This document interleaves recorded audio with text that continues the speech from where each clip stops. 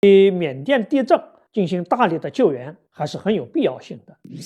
3月28号14点28分，缅甸发生了7.9级地震。截止到29号晚上，缅甸地震各受灾地区共造成了1644人的死亡。地震后，缅甸向国际社会求援，但是在所有国家当中，中国是对缅甸救援行动最迅速、援助力度最大的。目前，除了联合国拨款500万美元支持救援之外，中国在第一时间宣布向缅甸提供1亿人民币的紧急援助。中国还派出了2支救援队，第一支救援队伍在不到12小时就携带生命探测仪、地震预警系统等先进设备抵达仰光，参与了救援。之后又从陆路和空中向缅甸提供帐篷、毛毯、急救包、食品、饮用水等灾区急需的物资。中国还将视缅方需要继续提供援助。了解缅甸国情的人都知道，缅甸军政府与中国的关系可谓是一言难尽。虽然敏昂莱与中国的关系不错，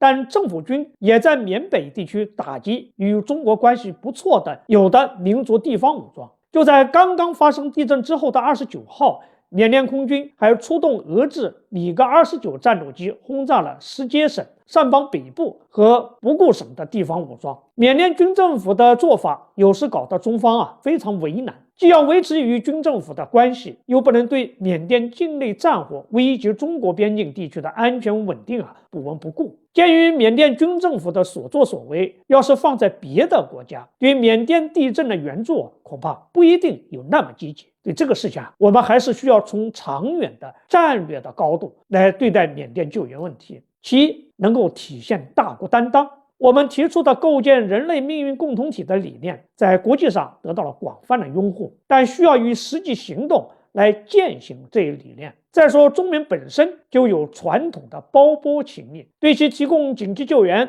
不失为构建人类命运共同体的标志性的实践行动。缅甸地震发生之后，特朗普轻飘飘地说了一句，他们会得到援助的。但是恰好在美国当地时间28号，特朗普政府正式确定了关闭美国国际开发署的援助计划。美国国际开发署对缅甸的约5200万美元资助已经被削减了，怎么来帮助缅甸呢？特朗普也许还在想着辙呢，他恐怕也过不了什么缅甸72小时黄金救援时间的问题。作为缅甸的重要邻邦印度，其总理穆迪也表示会提供一切必要的援助。可眼看着最佳援助时间就要过去了，也不见印度有什么强烈的救援帮助。普京倒是指示俄罗斯将以最快速度派遣救援队前往缅甸，但处于战争中的俄罗斯本身在国内需要救援的地方已经太多了，所以不可能指望俄罗斯像中国这样提供如此强大的救援。因此，对缅甸提供救灾援助，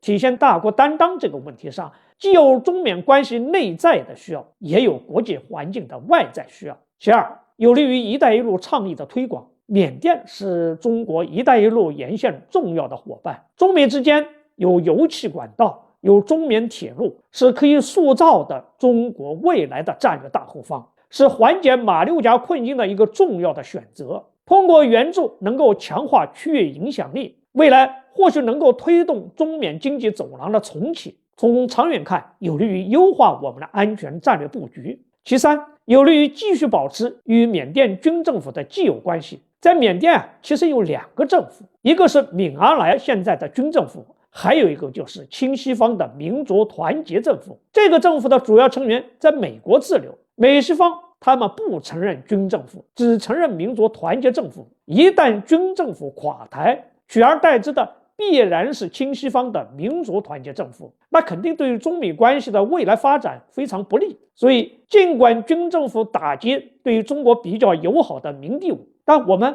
还是要慎重地权衡好各种利弊关系，以免他人渔翁得利。俗话说，患难见真情，远亲不如近邻。但对缅甸地震提供救援，也确实存在各种利弊得失关系。认清这些关系之后，也就能够充分理解我们为什么要对缅甸付出那么多了。好，这个话题就聊到这儿，欢迎大家继续关注王一飞评论，下一期再见。